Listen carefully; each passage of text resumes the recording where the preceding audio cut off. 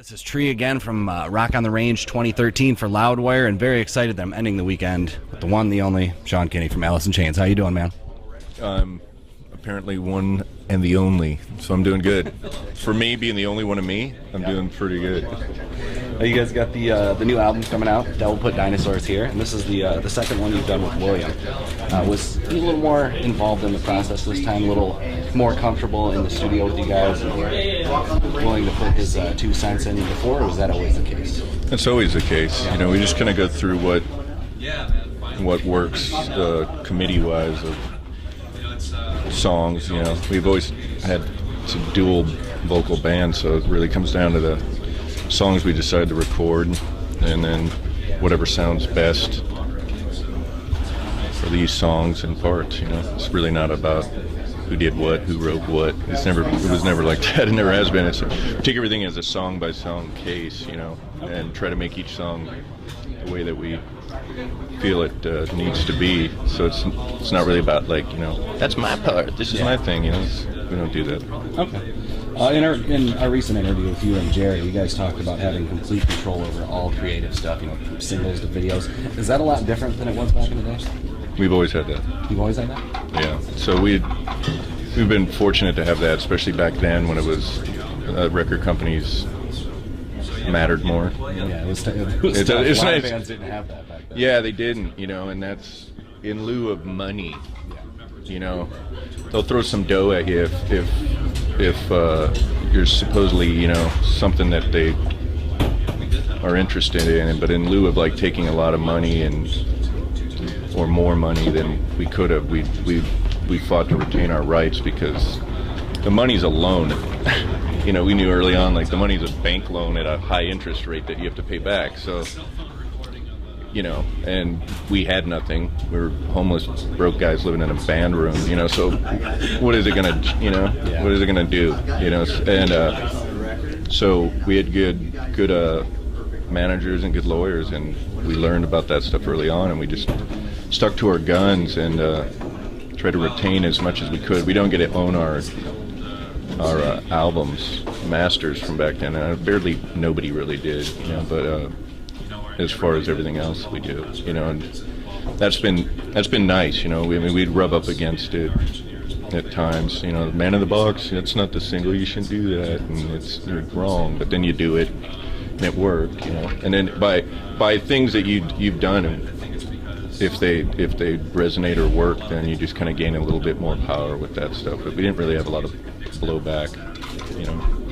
You know, there's been a lot of bands that came along since you guys first stopped touring back in '96. The landscape of, you know, what was popular in rock changed a lot. What are some of the new bands that you guys are into, the bands that came along since then? Well, there's a lot. I mean, I don't want to drag on through all that. You're wearing a shirt of one. That's good. It's a great band. You know, the musical tastes are pretty diverse, you know, throughout the band. So we've never really been like, you know, listened only to metal. You know, it's not really that. So there's just so many great bands. I mean, Mastodon's a great band. The Deftones are a great band, and continue to. I'm more drawn to bands that have their own identity and sound, and then, or find it, and then kind of keep refining it. And it's not about the best musicianship or the best singer, or, you know, it's like the whole thing to music is if you have your own identifiable sound, you know, and I think that gets kind of lost, and it's a lot of modern rock, you know,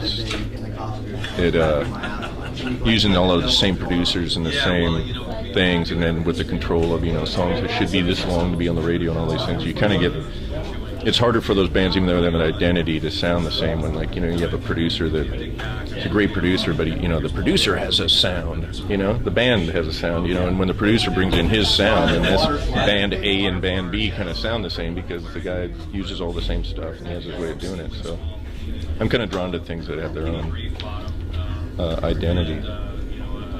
I've been fortunate enough to see this lineup of the band 3 times, and I've seen a pretty good portion of your back catalog performed. I was curious, though, as a fan, if there's any songs that you absolutely won't kiss.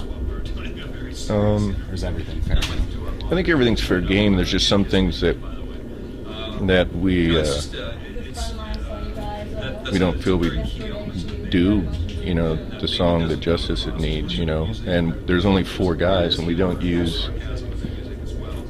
lean on technology like a lot of people do. We don't have any tracks, and there's no vocal tracks or anything, you know. But whatever we're playing, when you hear it, is 4 guys actually playing it and singing it. So, you know, some songs like I Stay Away and things like this, we have played with like orchestras and stuff, but we haven't really done that. You know, we'll do different ones we'll play acoustic tours and shows, and those change. But and there's a lot of tunes like tonight. I mean, it depends on how long you can play, right? Yeah. Tonight we can, I don't know how long. I think we can play 70 minutes. You know, so I mean, we have to shoehorn tunes in there, and we try to hit stuff from pretty much the whole history of the band. So it really depends on how long you can play. When you play longer, it's your own show. You play 2 hours or whatever, you know, you can pull out more stuff. How many new songs are you going to hear tonight? Oh, probably at least 2. The 2 people, if they even care about the band, probably already heard it. The record comes out next week. I mean, so then we'll start adding more. We played another one, this Phantom Limb tune in Milwaukee. That was the first time we played it live, but we didn't really. That was just kind of a spur of the moment thing, you know. We're like, oh, I saw that pop up on Facebook. I listened to it though because the internet rate is so terrible. So I'm like, oh really? Well, thank God there's nobody here hogging up the bandwidth. There's like 50,000 people rolling around here, all trying to be online. Yeah. Well, but you know, we did that, and that was just kind of like it just happened because we decided right then. But I don't know. We've been doing this. We haven't discussed what we're gonna play. But like I said, we can essentially play. We're fortunate. It seems like we can essentially play anything that we've ever done, and people seem to be for the most part all right with that. But we remember too, you know, like you said, not everybody's seen the band, you know, and this is the first time a lot of these people ever saw us and stuff. So like, you know, Man in the Box, cool tune, you know. Do I really get fired up to play it, you know, right now? I don't know. You know, I love the song, but played it, you know. I mean, but for a lot of these people, the majority of them haven't seen this stuff, and these are songs. So we try to, depending on where we're playing and how we're playing and how long we have to play, we kind of look at that and then compile, you know, what's going on there. Tonight's a little bit of a Seattle scene reunion. You guys are essentially co-headlining with Soundgarden. When was the last time you guys have played together? Last night. Last night? Yeah, we played last night in. I didn't even know about that. Yeah, we played last night in Camden, Philly, New Jersey, Philly. That's why you do your homework. Yeah, but we had a long travel, so we didn't. I only checked out about 3 tunes, and then we had to split. You know, so tonight I think we'll probably stay and see the whole thing. We have tomorrow off. So, and I've seen them since they've got back on this album, and before when they did the tour before they made a record. So it's cool. I love the band. They're really good friends. So it's good to see that. You know. I'm a huge fan of the band, past, present, future. I just want to get that out there first. I don't want you to take this through everything, and obviously you don't have to answer if you don't want to. But I don't know how closely you guys watch your Facebook page. There's a certain amount of venom that comes up with people just that want nothing to do with this version of the band, and I don't think they've really given you guys a fair shake. And I noticed that you don't ever respond to it, which is, you know, taking the high road. Yeah, it's a good festival. And I was just wondering if you had a chance to address any of those people, what would you say? I mean, I always have the chance to address those people. I mean, it's personal choice. They don't have to like it. We're not designed for everybody. Yeah. You know, you don't have to like it. Nobody's asking you. We've never asked anybody begged anybody to follow this or dig it. We do it because we like it. I get you know, that's their opinion. I get the passion that they have about our friends that are no longer here, and that they've made a connection to music to that, and I respect that. You know, I think it's great, and that they care so much. But it's a little it can be off-putting. We don't really look at that stuff. There's always this noise about things, but for the most part, it seems to be more of a minority mindset, and the fact is they're going to, like everybody here, you and everybody, are going to run up to the fact that people you love and care about and yourself won't be here, and what do you do then? And this was never a solo project. This is always a band, and this is real to us. Those are really our friends. Those are my best friends, and nobody knows better of what to do and how to handle this than us. And we're not doing it for the money, you know.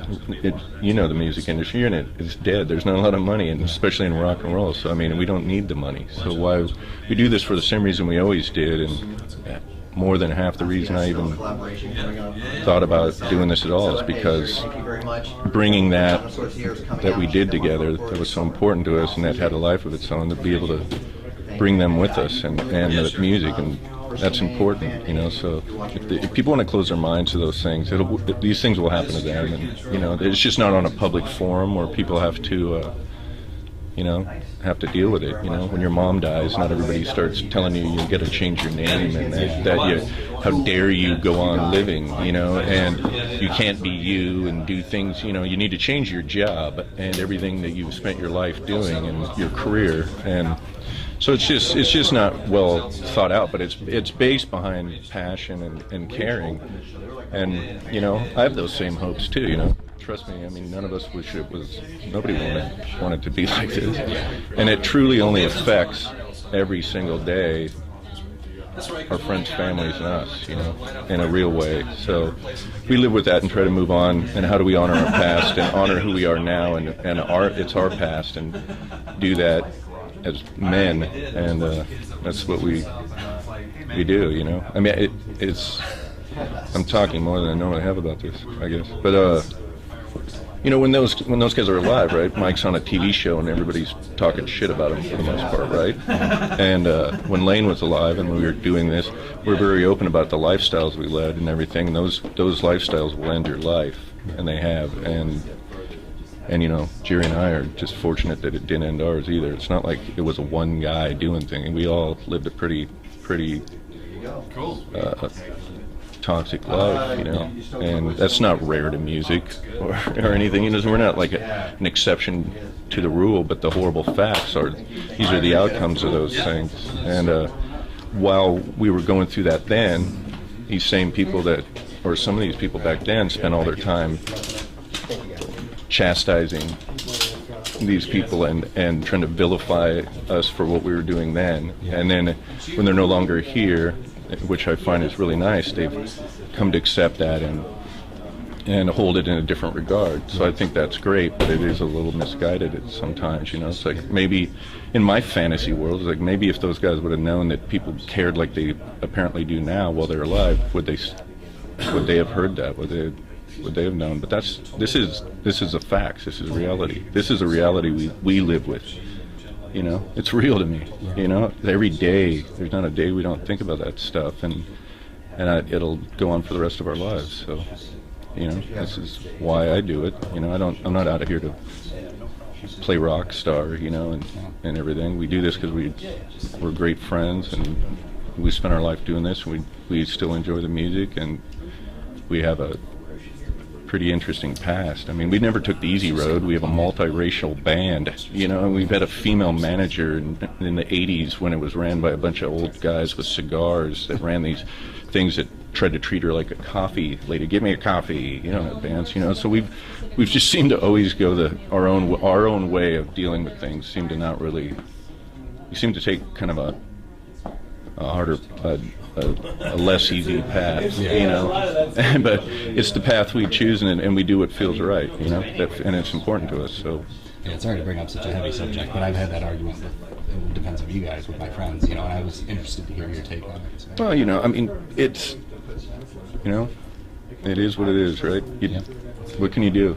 If they don't, we're not begging anybody to pay attention. We never will. You know, if that's how you want to live your life and close the door on something, that door never closes for us. We live with it every day, you know. But I do appreciate that they're passionate about it. That's cool. That something resonated with them, and the work and the things that we did and with our friends meant that much to them. That's great, man. And if it ends for them there, good, man. Yeah. You know.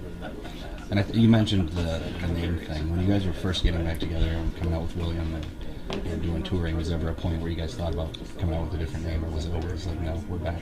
Well, it's our name. Yeah. You know, we keep all our business very private, but you know, we don't correct the mistakes on Wikipedia. Like, you know, we don't spend our time looking at any of these things and correcting while people try to write your history for you. You know, we don't have any interest in that. But the truth is, it wasn't owned by one. You know, we all four of us own the band name. Yeah. And when Mike left, he gave up his rights, and the three, Lane and Jerry and I, it's our name, it's our business, it's our career, it's our music, it's our thing we created.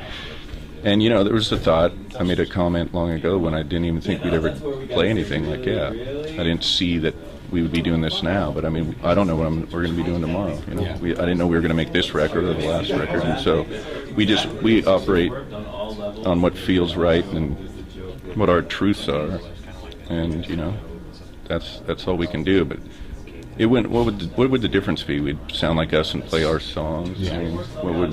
There wouldn't be any. No, you can't go either way you go. There's going to be people that have a problem with what you're doing. You know, I mean, I don't have a problem with what other people do. You know, if it doesn't interest me, I just don't pay attention to it. You know, I mean, I don't spend time. I don't spend an hour or so online. You know, being mad at you know, the Black Eyed Peas.